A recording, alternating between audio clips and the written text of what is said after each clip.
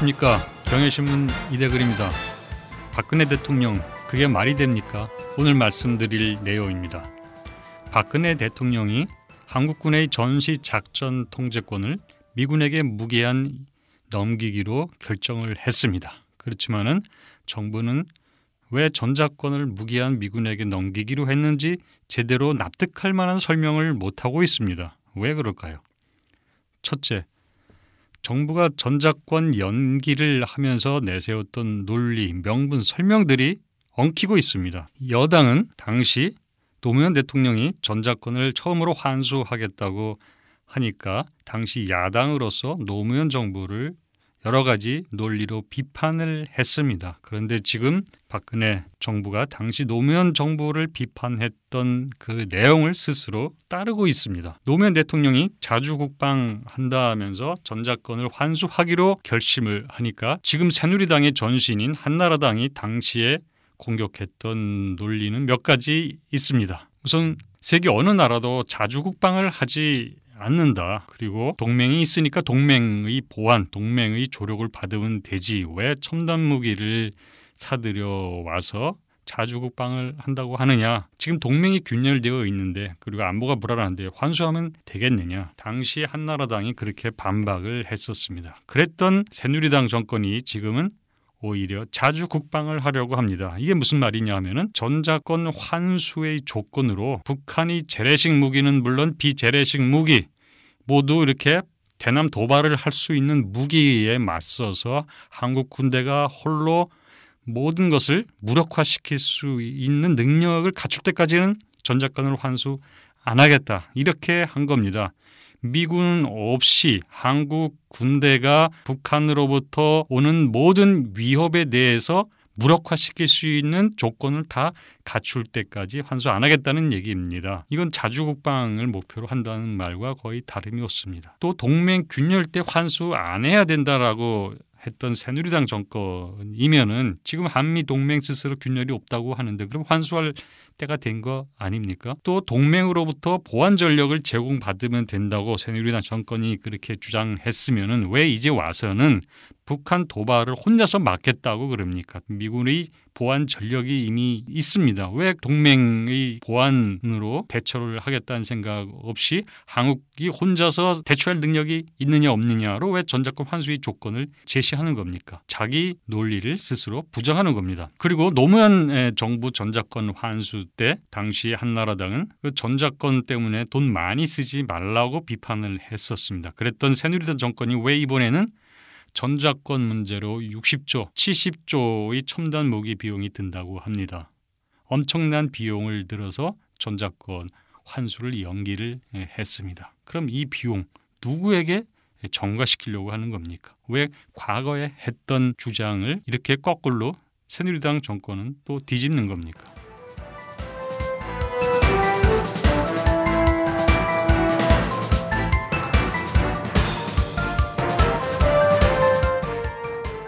두 번째로는 국방부가 이번에 환수를 연기하면서 평화보장책이 있어야지만 전작권을 환수해야 한다.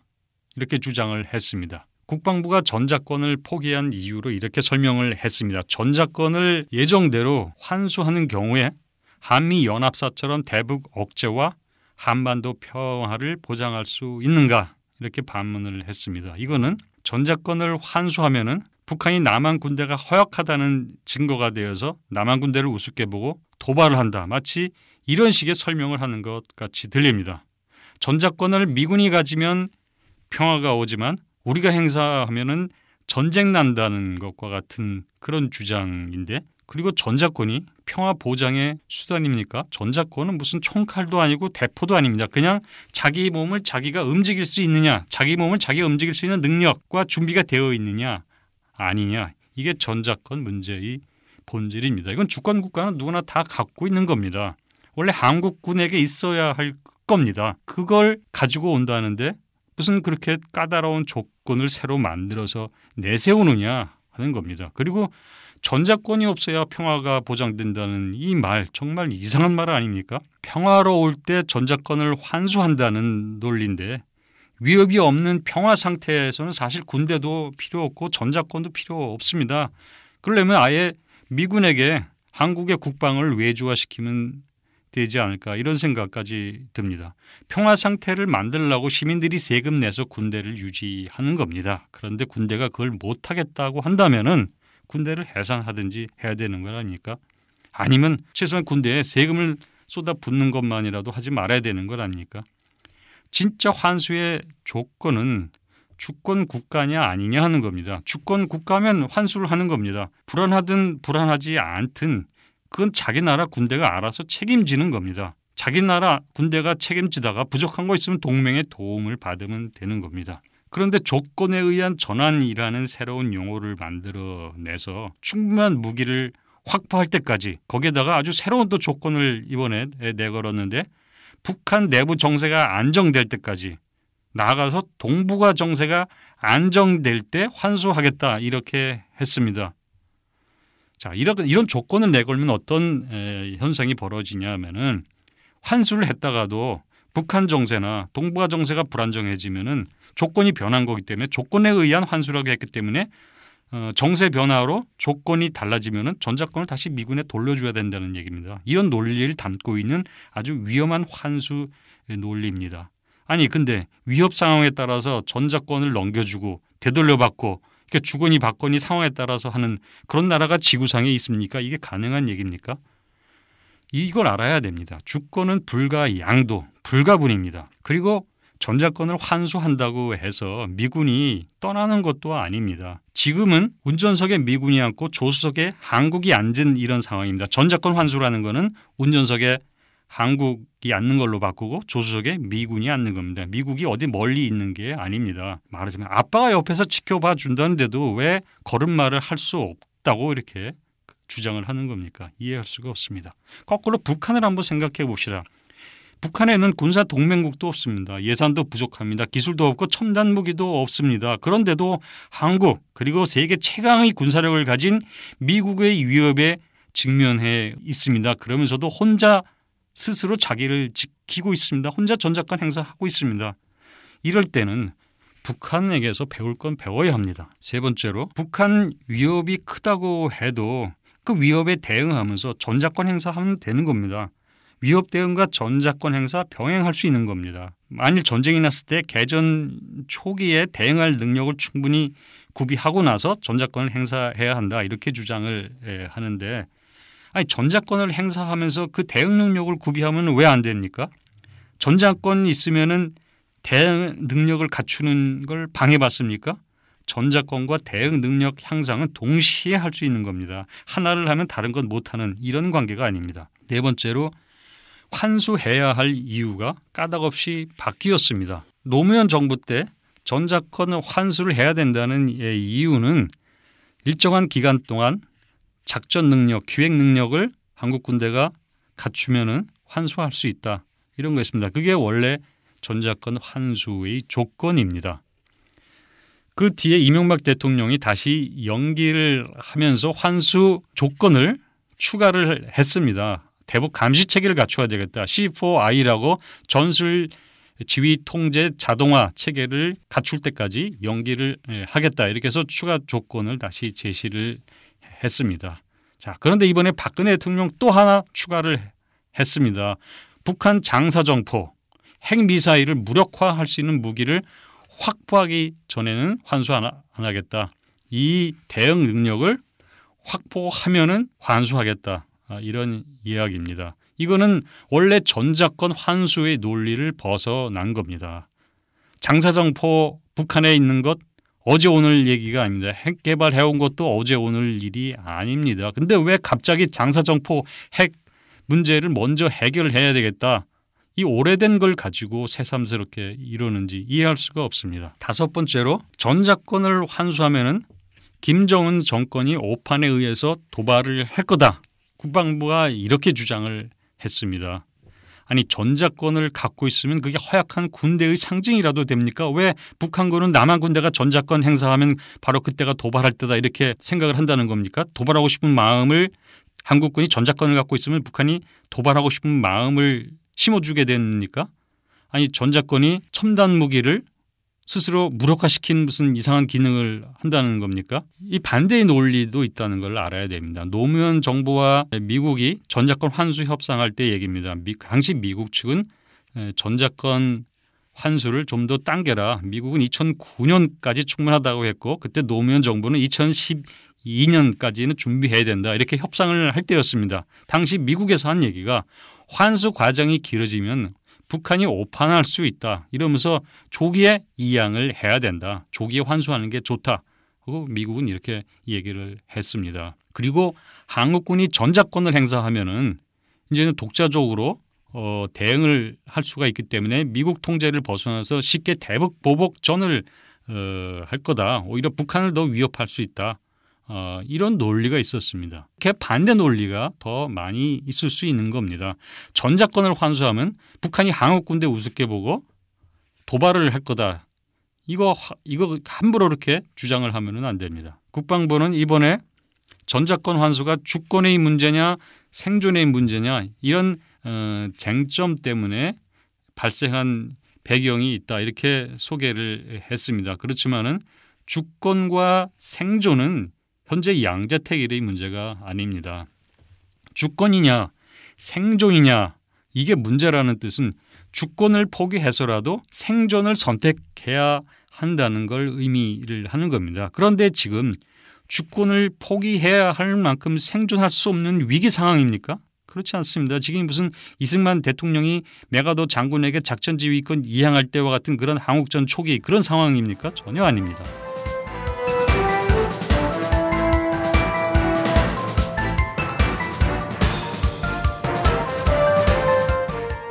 박근혜 대통령이 이번에 전자권 환수 무기한 연기는 사실상 대못 받기라고 할 수가 있습니다. 다음 정부가 전자권을 환수하기 어려운 조건을 걸어 놓았기 때문입니다. 북한 위협을 무력화할 수 있는 무기 체계를 남쪽이 다 갖출 때까지 환수를 연기했다가 그때 환수한다?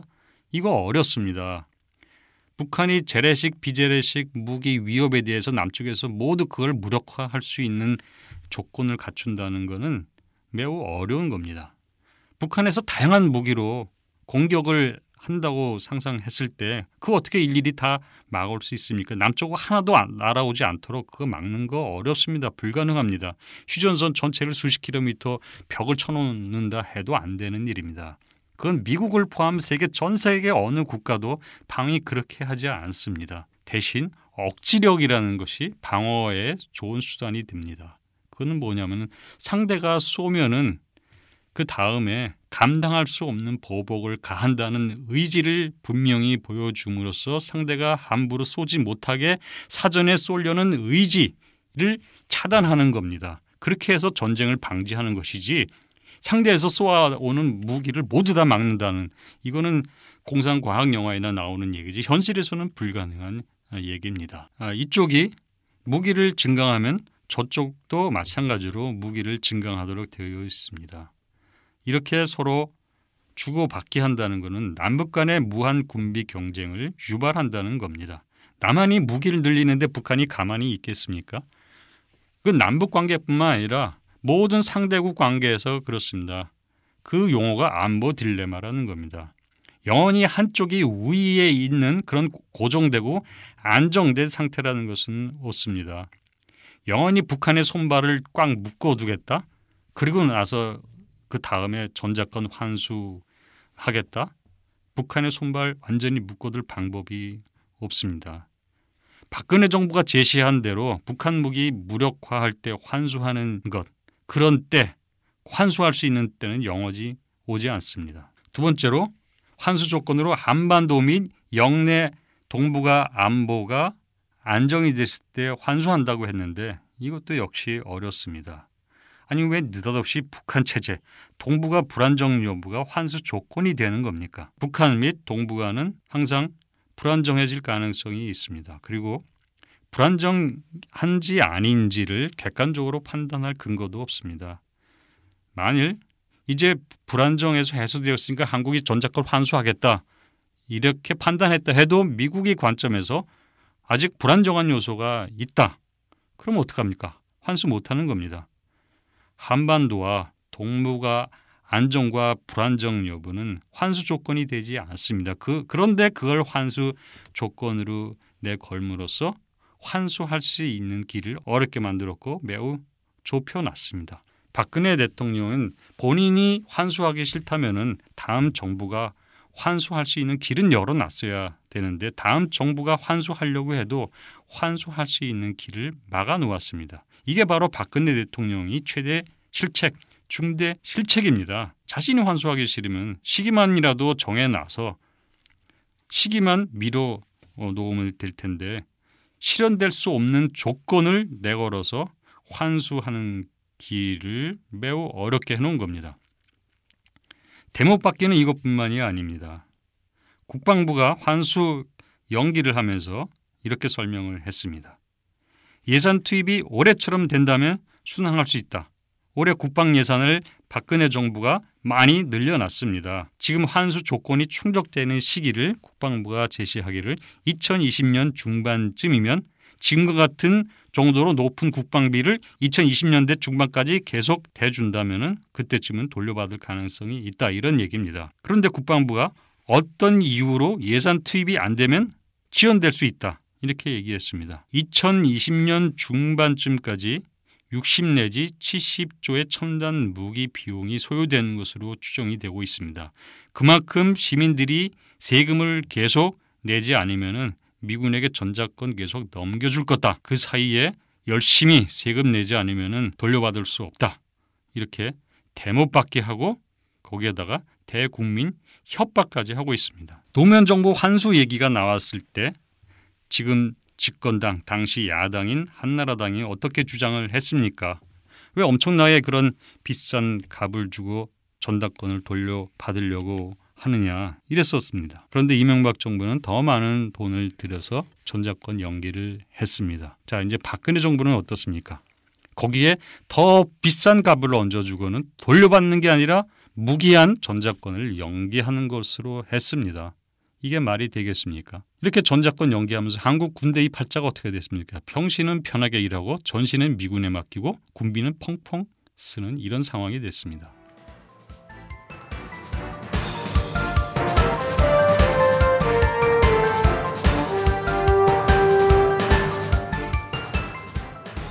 박근혜 정부는 이번 전자권 환수 무기한 연기로 자기의 등에 발등을 찍었습니다.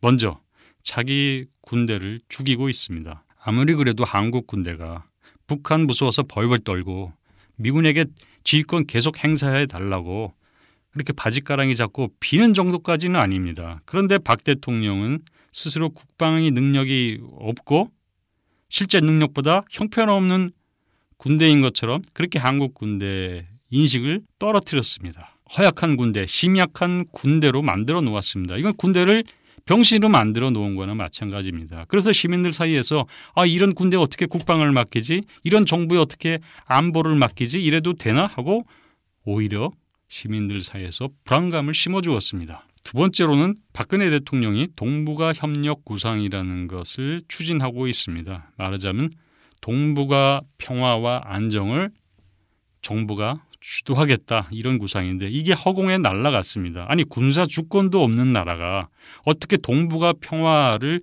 주도한다고 합니까? 이게 말이 됩니까? 논리가 됩니까? 동북아 안보가 불안해지면은 미군에게 계속 전자권을 넘겨줘서 계속 행사하도록 하겠다고 그렇게 하는 나라가 동북아 평화를 어떻게 주도합니까? 이건 모순입니다. 그리고 통일 대박이라는 박근혜 대통령의 정책도 흔듭니다. 남북 간 군비 무한 경쟁을 하게 될 텐데 그렇게 엄청난 돈을 쏟아붓게 하면은 자원이 군비에 다 쓰이게 되고 경제 문제나 복지 이런 분야에 투입하는 양을 줄이게 됩니다. 이건 다시 말해서 통일 비용을 엄청나게 높인다는 것입니다. 박근혜 대통령 자신의 정책 때문에 이렇게 통일 대박을 어렵게 만들고 있습니다. 그럼 박근혜 대통령은 왜 이런 결정을 했을까요? 2006년 버시바우 주한 미국 대사가 한 이야기가 있습니다. 한국군이 작전 수행 능력이 일정 수준에 올라온 이상 전자권 이양을 늦춰야 할 이유가 없다. 이렇게 얘기했습니다. 이 당시 전자권 환수 협상 중이었는데 한국 정부는 2012년 환수하겠다고 하고 미국 쪽에서는 2009년 빨리 가져갈 수 있다 이렇게 주장하면서 한 논리입니다. 버시바우 주한미 대사가 믿었지 못하다면은 당시 부시 대통령은 이렇게 말했습니다. 한국군이 전작권 행사 능력을 보유하고 있다는 의견에 공감한다 이렇게 말을 했습니다. 그리고 버웰 벨 주한미군 사령관도 2009년 단독 행사가 가능하다고 했습니다. 벨 주한미군 사령관은 한국군은 전작권 전환을 충분하게 준비해 왔으며 연합 방위를 주도할 충분한 능력을 갖고 있다. 이렇게 강조를 했습니다. 그 다음에 이명박 대통령도 2012년에서 2015년으로 전작권을 한번 연기를 할 때 그때 국방부가 설명을 한 게 있습니다. 2010년 6월 27일입니다. 당시 국방부는 이렇게 설명했습니다. 당초 예정대로 전작권 환수하는 것에 대해 전혀 문제가 없다. 전환 작업이 65% 진척이 됐다. 계획대로 진행하면은 2012년 4월 전, 그러니까 노무현 정부가 환수하기로 정한 날입니다. 2012년 4월 전에 예정대로 마무리할 수 있다. 그렇지만 전략적 판단에 따라 연기했다. 이겁니다. 이건 말하자면은 군사적으로는 다 준비가 되어 있는데 정치적으로 연기하기로 판단한 거지 우리가 군사적 능력, 작전 능력이 없어서 그런 것이 아니다. 이런 설명입니다. 한국군이 만약에 그래도 부족한 능력이 있다면 그건 미군이 보완 전력을 제공하면 되는 겁니다. 2010년 3월 24일 날 월터 샤프 주한미군 사령관도 전작권을 한국이 환수하더라도 한국군의 홀로서기를 요구하는 것이 아니다. 이렇게 얘기를 했습니다. 자, 이런 증언들은 무엇을 말하느냐 하면은 한국은 이미 충분하게 전작권을 환수할 수 있는 조건을 이미 다 갖춰 놓았다는 겁니다. 자, 이런 상황이기 때문에 박근혜 대통령으로서는 환수 안 할 명분이 없게 된 겁니다. 방법이 없습니다. 환수를 할 수밖에 없는 상황입니다.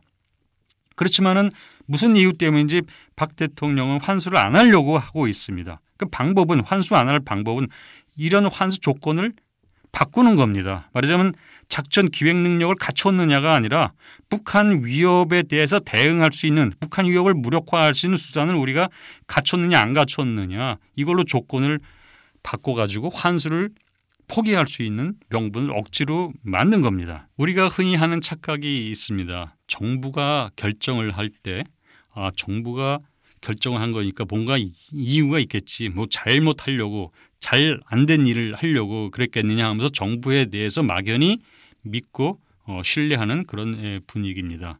왜 우리는 막연히 정부가 결정하면은 다 그럴 이유가 있을 것이다라고 하면서 정부를 따르고 그 결정에 대해서 의심하려는 생각은 별로 하지 않게 될까요?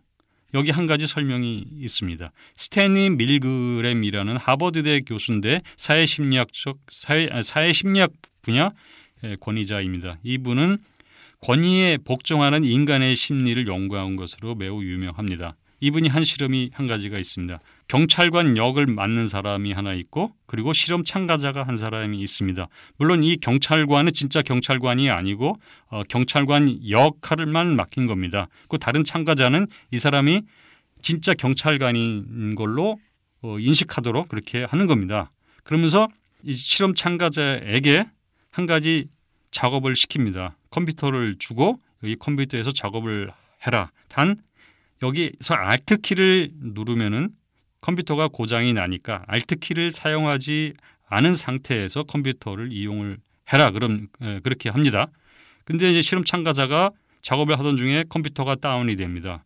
그러면 옆에 경찰관 역할한 사람이 와서는 당신이 Alt키를 눌렀기 때문에 컴퓨터가 고장이 났다. 이렇게 말을 합니다. 그런데 실제는 실험 참가자가 전혀 Alt키를 누르지 않았습니다.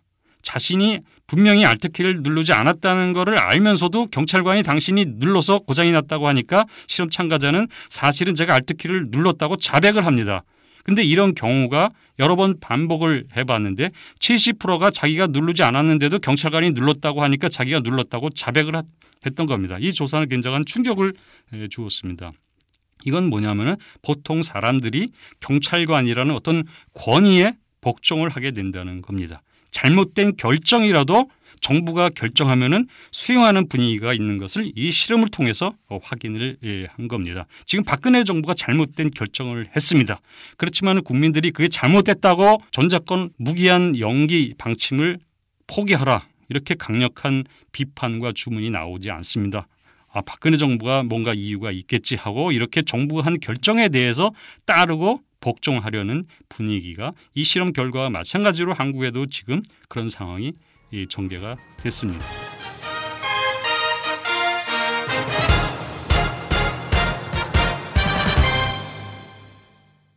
전작권을 환수하는 조건은 두 가지입니다. 하나는 작전 기획 능력을 갖췄느냐 안 갖췄느냐 하는 겁니다. 이건 이미 이명박 정부 때의 국방부가 설명을 했습니다. 다 갖추고 있다, 준비 다 되어 있다라고 얘기를 했습니다. 그런 다른 하나의 조건이 충족됐는지만 보면 됩니다. 그 다른 하나의 조건이라는 건 뭐냐면 환수하겠다는 의지, 생각입니다. 그런데 박근혜 대통령에게는 이게 없습니다. 왜 없을까요? 정말 궁금합니다. 이대근이었습니다.